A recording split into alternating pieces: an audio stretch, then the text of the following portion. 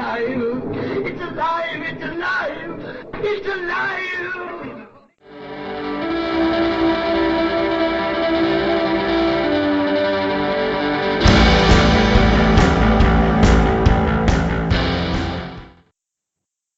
Hello and welcome to Alive After Reading. I'm Tim Niederreiter, and I got it right that time because I was really worried I was going to say the name of the other podcast on this channel. But anyway, with me today on this podcast, it's all about readers and writers, is Craig DiLouie. Welcome to the show, Craig. Hey, Tim. It's great to be here. Thanks. Oh, it's great to have you. And we were talking a little bit before the show, and it makes me think that you probably have a little more experience with the traditional publishing world than I do. A lot more, probably. Well, I started in small press.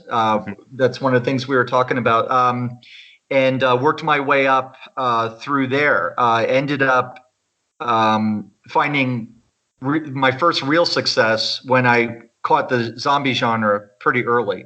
And that was right around the time Kindle books were just getting big too. So sales did really well. And that was with Start Publishing. I ended up with Bermuda Press. I wrote 2 more zombie books. And from there, I wanted to try and move up the food chain if I could. Self-publishing at that time was becoming appealing, but it was still pretty much the Wild West. And it is much now, but it was definitely then. It was still just starting out. And so I wanted to try traditional publishing, was able to get an agent based on the sales record I'd had, and wrote a vampire novel, which was published by Simon & Schuster. Gallery Books, their gallery imprint. That book did pretty well. And from there, I ended up with Orbit, where I've published a Southern Gothic dark fantasy called One of Us. That came out last August. And then this August, Our War came out, which is a dystopian thriller about a second American Civil War. And then on the side, I've been doing a lot of self-publishing because I finally figured out how to do it and how I wanted to do it in a way that made sense and could be successful, and that's done very well for me. And that series is called Crash Dive. It's a World War II series, sort of like a Horatio Hornblower on submarines in the Pacific and World War II type of deal. And then I've co-authored some self-published series with great authors like Joe McKinney, Stephen Knight, Timothy Long, and David Moody. And so it's been very busy, and it's been very exciting. And then next year, another novel's going to come out, another horror. It's going to be a horror novel again, and that one's also from Orbit. Okay, cool. Well, it sounds like you do a lot of work all over the place when it comes to writing fiction. Pretty much any way you've published, seems like you're doing it, which is cool.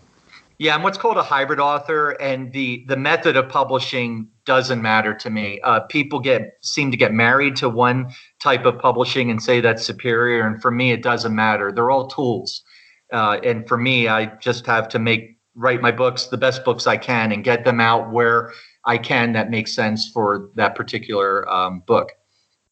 Oh, absolutely. I personally haven't tried to do much traditional publishing. But I did submit one. I submitted one novella as a potential series starter to, I think it was Tor.com, and still have not heard back. That is the big drawback from them. It was like a year and a half ago I submitted this. And I'm like, well, wow, that's a long. No word back. I mean, it was during an open submissions window, so they must have gotten thousands of submissions, which is kind of crazy to even think about. But anyway, it's also like no reply one way or the other. That's just that's a standard issue in the traditional world, I'd imagine. I'm kind of surprised that long it's uncommon. You may actually want to follow up with them. Perhaps. Maybe not a terrible idea. At least then I'll know. I'll get a conclusive no is what I really meant. Right. So your books, you've written horror and kind of thriller stuff. Is that mostly what you do in that kind of range? Well, I'm a very different author when it comes to the format I'm writing in. So when I write for Big Five, I tend to write standalone novels that have big ideas.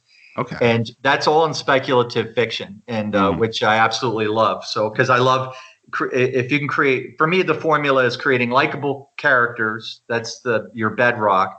And put them in a gritty and realistic world, and then challenge them with a struggle that has a fantastic element to really titillate. And then you wrap that a powerful theme around that, a big idea.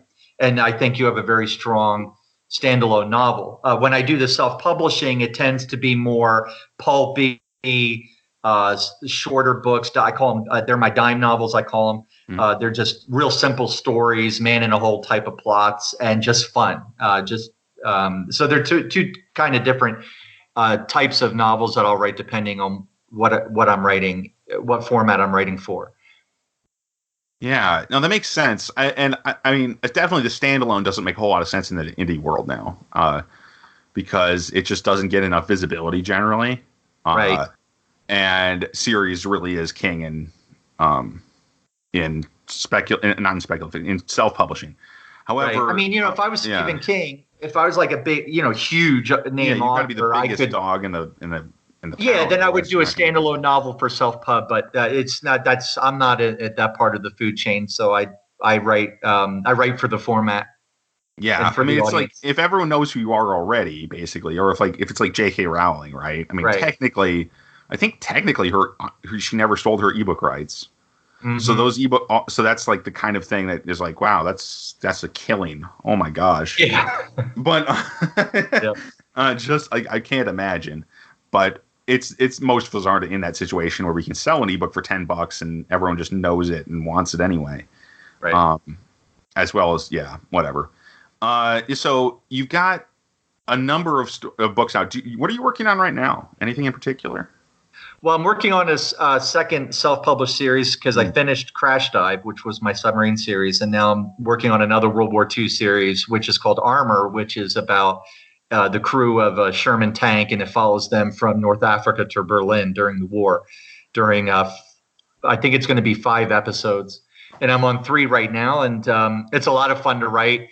And then I get to do this deep dive on the research and learn every single thing you can know about a Sherman tank and what the crews went through in fighting the war, and which is a lot of fun because the technical element of these books I think is really appealing to the readers as well.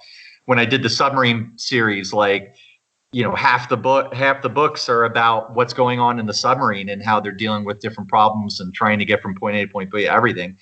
And so that's been a lot of fun. And I'm also launching Our War, so I'm supporting that and the publisher's efforts there, and then I'm trying to put to bed the horror novel, which is done, but now I'm going through editing with the publisher for the horror novel that's coming out next year, and then I'm starting to dream another novel, which would be another speculative fiction novel that I'm hoping to pitch to Orbit. Cool. So I've just been saying cool a lot, but it sounds like you're doing a lot of fun stuff, and I think the Sherman tank thing especially, just that strikes me as being really cool. I mean, Sherman's being, probably some of the tanks that actually went the farthest in places because of the way the United States supplied them and stuff. Yeah. Mm-hmm. But also they were the other neat thing about that is just the inherent underdog story, where the Shermans were the littlest, kind of weaker tanks on the field in a lot of cases. Like when they were going up way bigger and meaner. Tiger, they were in trouble. Yeah, exactly. In Europe, we got the German tanks are famous, right? So right, yeah. And I remember reading when I was a kid, reading some World War II thing. It's like, the Sherman tank they had they were kind of built smaller and cheaper than the other vehicles, and they were opposition. So it provides a nice little. Well, they had to get them on the ship. Level challenge. That makes sense too, right? They got to be lighter. That was a big deal. They had to get him on the boat to get him over to Europe. That was a really big deal. Yeah. And as a medium tank, when they were designed, they were as good as anything the Germans had. But then the Germans came out with heavy armor, and they had a real challenge. But the Shermans did have the advantage in numbers and mobility, and they had a lot of different tactics where they could take on the Tigers, and they did successfully. No, absolutely. I was just like, that's cool for if your tank ends up separated like that in real danger. It's neat. Yeah. So there goes my old wargaming muscle. Just like, oh yeah, that's so interesting. I love that kind of thing. But anyway, so the other question I had for you was more along the lines of the process, and it was about, you do a lot of research. And do you mostly settle around Earth settings, basically, or do your speculative fiction ever go to space opera or anything like that? I did do a sci-fi novel years ago that was published in small press called The Great Planet Robbery, and that was sci-fi set in on different planets and so on. But no, I haven't gone there. It just the ideas that have sold through my agent and the publisher, the ideas that have turned them on have not taken me to that kind of science fiction. But that's not to say I would never write it. It's just, everything has been more grounded in the real world. But one thing is crazy in that world that changes everything, and that tends to be what my formula has been so far. Oh, nice. Kind of Michael Crichton kind of thing. I mean, that's kind of that reminds me of anyway. Yeah, exactly. Except his would be more around a technology or some kind of something going on where a technology changes everything. Mine is more like some other fantastic element. Oh, okay. Oh, that's interesting. All right. So, like, instead of having Jurassic Park, you would have dinosaurs were never extinct or something. Like, just as a silly example. Yeah, exactly. They were hiding somewhere. I like that you change that one thing and make it affect as many people as possible, and it tends to. Those are the stories that turn me on. For example, with Suffer the Children, it was a vampire novel. It was about a parasite that infected the world's children, and they died. And so everyone's grieving. It's the worst thing that ever happened. But then they come back, and the mothers figure out if we feed the kids a little bit of blood, they come back exactly as the children they were. And so they get their kids back, but only for a short period of time. And then they become corpse-like again. So they need more blood, and then they need more blood. And so the kids are vampires, but they're not the monsters in the novel. The monsters are the parents who will do anything for their kids. And so thematically, the big idea in the story is, can the purest love in the universe be a source of evil? If a parent says, I would put my arm in a thresher for my kids, well, would they put your arm in a thresher? And then it becomes a totally different thing, right? Yeah. And so the parents in the story become the monsters, and the question for them and for the reader is how far would you go for someone you love? And it becomes it's a horror story that's engaging, but it's very upsetting on us to the spirit because like good horror, it holds up a fractured mirror to the soul and makes you answer the question, well, what would I do in that situation? And it becomes much more intriguing. And so that's the kind of thing I like, where you have average, regular people, ordinary people in extraordinary situations. So you have the ordinary world that's very gritty and real, and then you have this one thing that changes everything, and see how people react. Yeah, that's fascinating, especially because you described it as a vampire novel, but that's so subversive to make the vampires kind of the victims. Exactly. Of something rather than and they're not like they're nothing like the vampires we would think in other fiction, right? Because they're basically helpless until you feed them blood. Correct. Unlike being like, oh, we're super strong when we eat blood or whatever. They're just children who want to be fed. Yeah, they're not comic book vampires. In other words, they're correct. Correct, and it becomes a much more weird because it's about the parents. Yeah, exactly. So when you write a story like that, it sounds like it's got a very broad scope in some sense. Do you zoom in a lot? Do you follow characters the same? Because you're talking about relatable characters, but the way I'm just curious how you write a story with such a vast kind of consequence. How would you personally approach that? I love global events, but that are felt and experienced at the local level, and because you have to make it extremely personal, and so. While it may be exciting to find out what's going on in other countries during some big event, really what the characters care about is what's going on right in front of them, whether they're going to survive or not. And so with Our War, the novel, my dystopian thriller just came out from Orbit a couple weeks ago. That book is about a Second American Civil War, but it's set in Indianapolis, which is under siege by right-wing militias, and because the war I'm imagining is more like it's not states versus states or North versus South. It's more red versus blue by county on the county map, and so you have America is these blue islands in a sea of red. right? So Indianapolis is under siege by right-wing militias, and so the characters are people on both sides of the conflict, but only in that city. And while they care about what's going on in the big picture, the peace talks going on in Ottawa and what's going on in California and what's going on in other states, they really care about what's going on in their city and specifically what's going on right in front of them, so that they're going to survive the day. And so I like the global things that are happening on a global level, but I like to keep it super local, because that's how you create characters that people can relate to, and then you are really concerned with their concerns, which is, again, what's happening in front of them.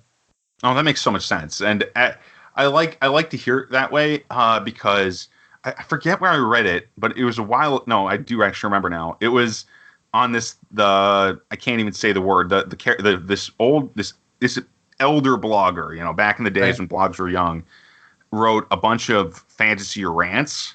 So and she had some elvish name for her posts or whatever, but one of the fantasy rants was about body-centered writing.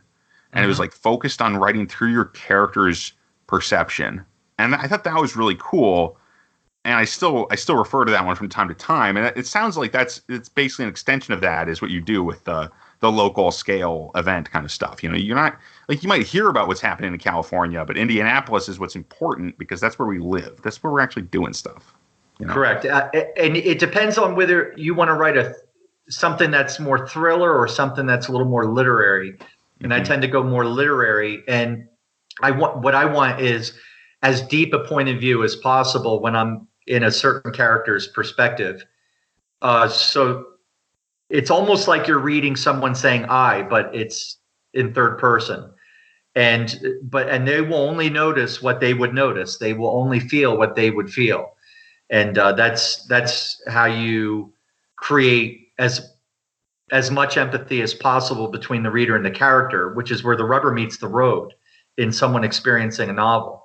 The science of reading has shown through fMRI studies and so on that when someone, for example, reads, the coffee, they will smell coffee. Their olfactory part of their brain will light up. And when someone's like kicking a ball, that part of the brain, the motor cortex, will light up, and specifically the part of the motor cortex that's responsible for kicking. So what you want to do is make your writing as sensory as possible to light up the brain, and then also as maximize empathy through a relatable character. And you want to do that as much as possible to trigger oxytocin, which is a bonding chemical in the brain, and also cortisol, which is a stress chemical in the brain. So you make them care, and then you stress them out about what's happening to this person, because if you're the reader, if the author's done their job properly, it's happening to you. And so that's where I try.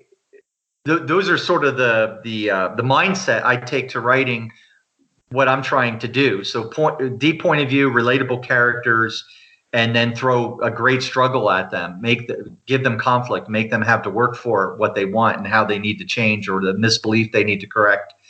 And I think you'll have a winning novel. You'll have something that's gripping. Oh yeah, that's a good summary. A good, not, I wouldn't say a formula, but definitely excellent, and well said, I'd say, because it's just, it's so important. Those characters are vital. They're like the core of it. And you kind of finally explained to me why that is. I've known that for a while, and I've gotten more. I mean, like the first book I self-published got a ton of, well, not a ton. It didn't get a ton of attention at all, but it did get some people saying like, these characters were too hard to get to because there were too many at once. It wasn't deep enough perspective. But lately, I've been getting much better reviews in that regard. I mean, every book since then, basically. But it is weird to me that it was always weird to me, like what was making my characters better all this time, right? I couldn't really put my finger on what was better about these new characters, other than the fact that I spent more time with them, right, on the page. I gave them more thoughts and feelings and stuff. And I don't mean like they're not like contemplating their navel, but you get an opinion on most things from them. I think that's kind of important too. Yeah. The deeper you go with the character, ideally the greater the empathy that the reader will feel. But it can't just be, a lot of writers take an approach. It's like they're creating a Dungeons and Dragons character sheet. I'm going to roll for my dexterity and so on. While that approach can be fine, for me, it's more about the character arc. Where's the character starting from? What do they need, and what do they want? Mm-hmm. And the horror novel I'm writing now, or I just finished, and it's in editing with Orbit now, is about these people who grew up in an apocalyptic cult, and they survived the last night, and now it's years later, and they're coping with all this trauma, and they're now have to confront their past and the entity that appeared on the final night. And so this is a horror novel. And so for each of those characters, I gave them a different trait that I had governed everything they did, and it defined what they wanted in each scene, and it defined how they were going to react to everything that was happening to them. So one character was sort of in denial about what happened that last night. And so everything about him, I thought, okay, he's a denier. So I knew what ice cream he liked and didn't like, because every single thing in every scene, every interaction, I knew exactly who he was.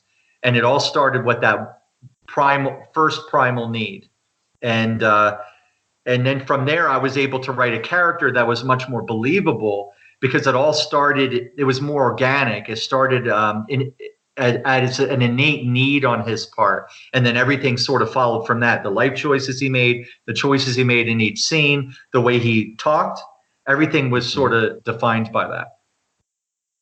That's also very insightful. I think more people need to, because I discovery write, so I only know very little about my characters when I start out writing a book. Right. And usually that's kind of the thing I want. I want something that's like that core thing, that thing that defines them. Because then that's usually all I know practically. I know the basic stats or whatever. Like, this is a man, this is a woman, whatever. How old are they? But other than that, I mostly define them by what their position is in the setting, because I write a lot of fantasy and science fiction.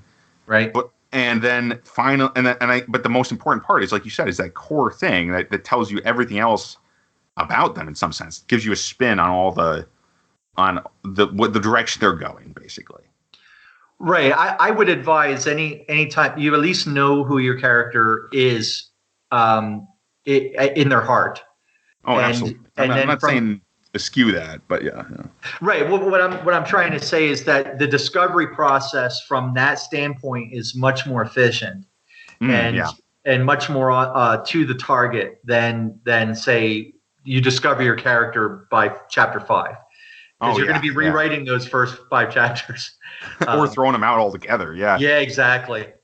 Yeah. So for me, I'm a total plotter. There are 2 approaches I take. One is the plot architecture. So I use a 4-act structure. You have an inciting incident, then you have the normal, then you have the first plot point that changes everything, then you have the character react, then you have this midpoint where everything changes, then you have the character attack, then you have the second plot point, and then you're in your last quarter of the book, which is your climax and denouement, where the character goes all in to win or lose. And so I use that approach for the general plot, but then within that, I also use character arcs. So you have a character who has a trait, a main want, they have a misbelief, and then that will be challenged as they go on to change, and they have to change to be able to conquer their problem, the conflict that is thrown at them. And then at the end, they become a new person, hopefully one that is better if it's a positive character arc, or one where the character is worse if it's a negative character arc. For my self-pub stuff, it's more plot driven. Where my character in my submarine series, Charlie, he's already a good guy. He's like Braveheart. He doesn't need to change. The world's going to change because of him, not the other way around. And so he starts in the submarines, and we see him working his way up the ranks and taking more responsibility and going on bigger missions. But he doesn't really change so much as grow as a person. Yeah. Whereas with my big idea standalone novels, I want characters that are much deeper, and so they're not pulpy men's adventure fiction, World War II fiction. They're more literary horror or speculative fiction, and so the characters for them need to undergo change, and they go through a character arc. And so if I have those things known before I start writing, I mean, it's not a lot of plotting, it's not a lot of outlining, right? I just have these basics set up, and then I write to these points in between, but I know where I'm going. And so there is discovery, there is pantsing going on, but I'm writing towards certain targets and goals for the story that efficiently bring me in for a landing where I can write an 80,000 word novel, and I'm writing them in five or 6 weeks now. Okay. Yeah, that's pretty fast too for a book that's at least traditionally publishing. That's a good rate. I mean, obviously there's a lot of people who are just insanely fast now, which is kind of silly how fast people can write a book. But that's not the issue. If you're creating a good story, that's the most important part. But one last thing I want to say about this before we get into the reading section is that it seems like we're actually not that different, even though I consider myself more of a fly by the seat of my pants writer, because I usually do have a goal. Like, I'm like, this is going to happen. I don't have like a bunch of them, but I know kind of what I want the end of the book to be like when I start, and I know where I want the character to stand up, that kind of thing. But I just kind of know that stuff. I don't write it down. Usually it's just like, well, that's what I'm doing. And if I write it down, that's great. And some of the joy, Yeah, because I would advise that as a minimum for authors is at least know how you're ending the book, and absolutely you point A to point B, if not A, B, C, D. Because if you don't know how it ends, you're setting yourself up for a big rewrite almost always, I'd say, or a never-ending story. Speaking of never-ending stories, what have you been reading lately? I mean, actually, that's more my reference for what I'm going to be talking about. But first, you. Well, I'm kind of a strange reader in that I do a lot of reading, but my reading tends to be centered around the genre I'm writing in or research for a novel that I'm currently writing. So when I did Our War, I read every single thing I could about the Bosnian War, which I was using as a model. Militias, refugee camps, child soldiers, like the whole the political spectrum, Indianapolis itself, because I'd only been there, and just every single thing about it. When I was researching Stuff for the Children, I was reading books about blood and vampires and how everything you want to know about blood and the professions of the characters. And then for the cult novel I just wrote, I did a ton of reading about cults and the psychology of trauma and so on. And so I do a lot of reading there where I'm researching and constantly taking notes, because I find all those little details inform the novel. They can influence where my discovery goes. And then they also add always this wonderful authenticity, which makes the story more gritty and real. And I find that that's essential. If I can have a really strong character that feels real, and I put them in a real world that feels real, but then I add this fantastic element, it really turns on the reader, because it's all the more believable. I don't make their willing suspension of disbelief work very hard. And they can just accept this fantastic element and run with it as if it were really happening. And so that's why I do so much research. I do as much research as I do writing, time-wise. And otherwise, I'm reading. I read for enjoyment, but it's again, it's more. I end up gravitating towards the genre that I'm writing in. So because if I write apocalyptic, I read a lot of apocalyptic. If I write horror, I read a lot of horror. The most recent novel I read was David Moody's Chokehold. It's the last book in his Hater series. And David and I go back a long ways. I started with him as a fan back over a decade ago when he was self-publishing as PDFs. And I bought us PDFs because I just discovered zombie fiction and I was into it. And I read his Autumn series and I read his Hater series and I was just loving it. And then he was lucky because Hader got optioned by Guillermo del Toro, and suddenly he had a big deal in the U.S. with St. Martin's Griffin, and they brought his. They said we're going to buy Hader, and we want to bring it as a series, and so he ended up writing 6 books over the last 10 years. And I just read the last one, and it brings it in for a terrific landing. And David and I became friends over the years, and we ended up co-authoring a little zombie series, World War II zombie series with Tim Long. That was a lot of fun to do. And David's just this great guy, and I'm really happy for his success. And he writes in this pretty much unique voice in the zombie space, and couldn't be happier to know him or read him. Another book I read recently that I really enjoyed was Naomi Alderman's The Power, which was just such a great story because I love these stories with big ideas. David Walton's a guy like that with his book, The Genius Plague and 3 Laws Lethal. Fantastic guy. I've gotten to know him as a colleague. Fantastic guy and a terrific writer. And Naomi Alderman, The Power, is about this nascent ability in women where they discover the ability to administer electric shocks through their hands. And so those shocks become stronger and stronger as they master their new power. And suddenly they're the stronger sex. And the dynamics of gender and the politics of gender become completely flipped, where because women are the stronger sex, they don't need to sex trafficking, for example. Yeah. They're now turning on their captors. In Saudi Arabia, they're overthrowing the government and they're saying, we're going to run things actually. And what's fascinating, it ends up becoming a battle of the sexes. And then the way things are going with this, Naomi Alderman takes this amazing choice where she could have created this Me Too manifesto, but instead she made this fantastic choice that was brave and just totally terrific. The women in this novel, because they have the power, there's this cathartic period where they're saying, no, we're not going to take it anymore. But then they get to a point where many of them are saying, well, we're going to start dishing it out. And so they become what the worst stereotype of how male behavior, treating women. Many of them take on that behavior. And so it was just such a terrific book. And I love books like that really are like, wow, a big idea, well executed, real delivered on all levels to my gut and my brain.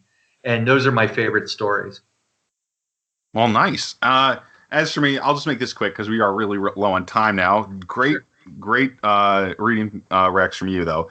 I'm still reading Wonder Boys. I'm getting very close to the end of this book, and that book it's a book that centers around what? Beautifully written. Yeah, it's really well written, and it's really fun too. That's the thing that struck me the most about it. Was first that it was written in a very literary style that was a lot of fun to read, but mostly that the next thing was that the characters are interesting, and the story isn't just like these aren't just ciphers here. This isn't just a guy who's being set up for a fall necessarily. Right. And that book is about an author who is a giant unfinished book, but I've talked about it on the show before, so that's probably enough about that for the moment. Yeah, and the movie's good too. In fact, I thought the movie was superior in a lot of ways in terms of telling a clear narrative. Okay. But Chabon's writing in that book is just it's just beautiful to read. Yeah, recommended for anyone who likes a ridiculously good sentence. Yeah, exactly. And who can appreciate a turn of phrase like that. Absolutely. So Craig, where can people find your work on the internet and you on your website, that sort of thing? Well, my website is craigdilouie.com, and otherwise I'm everywhere. I'm on Twitter, I'm on Facebook, I'm on Goodreads, I'm on Amazon, and my books are available my self-pub stuff is available exclusively through Amazon. You can get it in print, ebook, and audiobook. My audiobooks for Crash Dive were narrated by the great R.C. Bray. who's one of the best in the business. And my standalone novels published with Big Five are they're everywhere you would buy one of those books, online, bookstores, and so on. I hope that people will visit my website. You can join my mailing list. I'll only bug you if a new release comes out, if you end up liking my work. And at my website also, if you click the blog, you can see I review movies, I review books, there are short films and a number of different genres. And so if you don't like my stuff, you'll find something you like. Well, awesome. So as for this podcast, and thank you for being on this podcast, by the way. Yeah, thanks for having me. It was a fun conversation. Yeah, as for this show, you're welcome. And as for this show, you can find us at mentalstellarpublications.com. You can read my books on Amazon.com currently exclusively, except for 10 Liars, Part 1, and The Mangrove Suite, which are both available wide to anybody who want, and they're free, so go check those out. But definitely check out Demon Scroll as well, because I'm contractually obligated to say that. Demon Scroll is the first book in my epic fantasy series, and it is currently available on Amazon and in Kindle Unlimited, so go look for that. Thanks for listening, everybody. Talk to you next week.